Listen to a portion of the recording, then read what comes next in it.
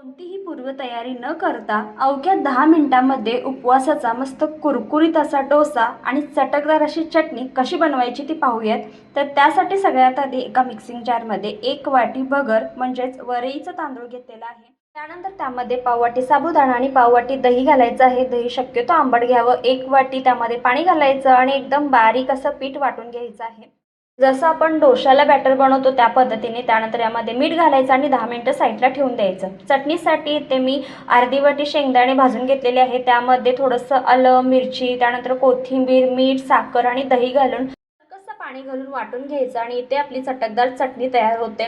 10 मिनिटानंतर तव्याला चांगलं तूप किंवा तेलाने ग्रीस करून घ्यायचं. बॅटर पसरून घ्यायचं. मस्त आपले कुरकुरीत असे हे डोसे उपवासाचे तयार होतात. तेही कोणतीही पूर्वतयारी न करता अवघ्या 10 मिनिटांमध्ये तयार होतात. मग वाट कसली पाहताय? पटकन लाईक करा आणि नवनवीन रेसिपींसाठी फॉलो करायला विसरू नका.